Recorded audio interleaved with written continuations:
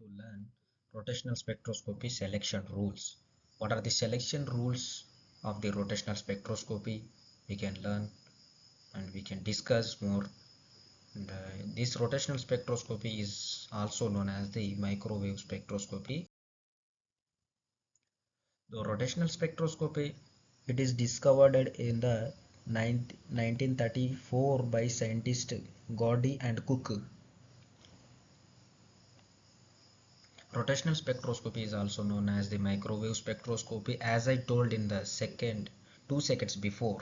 Okay, the microwave region, it has the 1 millimeter to 30 centimeter, or we can find out the 3 lakhs megahertz, 3 lakhs megahertz to 1000 megahertz. We can identify the frequency at this range. Okay, so both the emission and absorption both will be occur. Absorption and emission can occur simultaneously.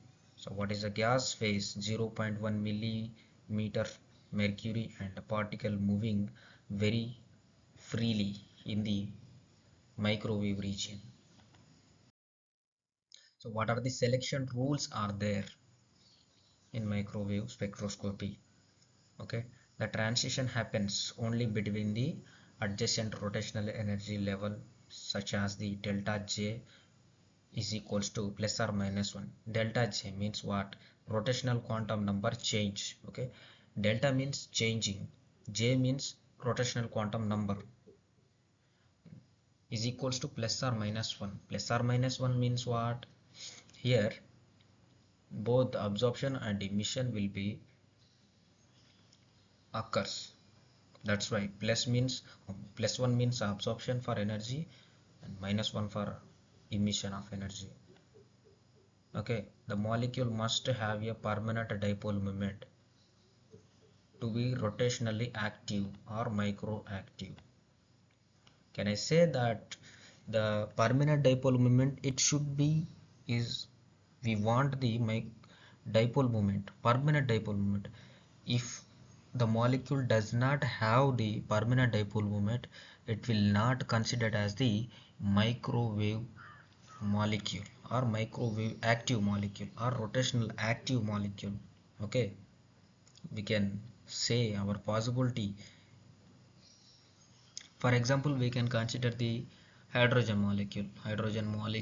Okay, the both hydrogens are similar atoms, same atomic elements. Okay, same atomic elements means what? Both electronegativity difference is same. What is the electronegativity of hydrogen?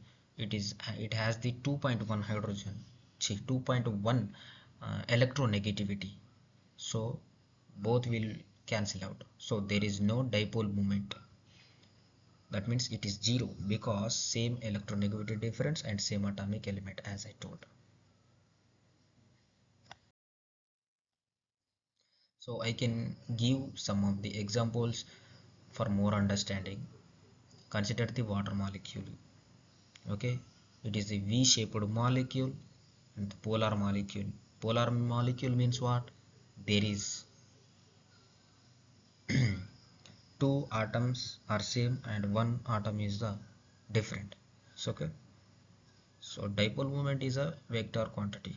Dipole moment is a vector quantity, hence it can be broken down into a vertical and horizontal components as shown in the above.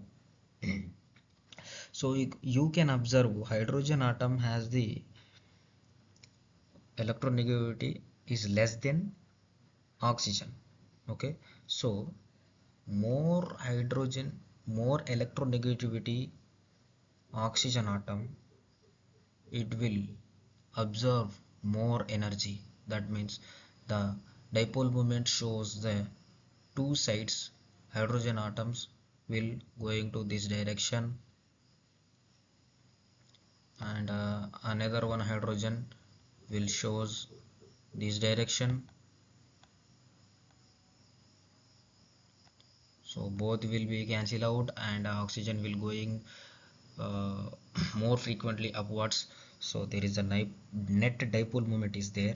The horizontal components are pointing in opposite directions, hence will cancel out each other, but the vertical components are pointing in the same direction. This gives rise to an net dipole moment, leaving oxygen with a permanent partial negative charge. Okay, and consider the another molecule. So in this case, carbon dioxide. It is the linear molecule.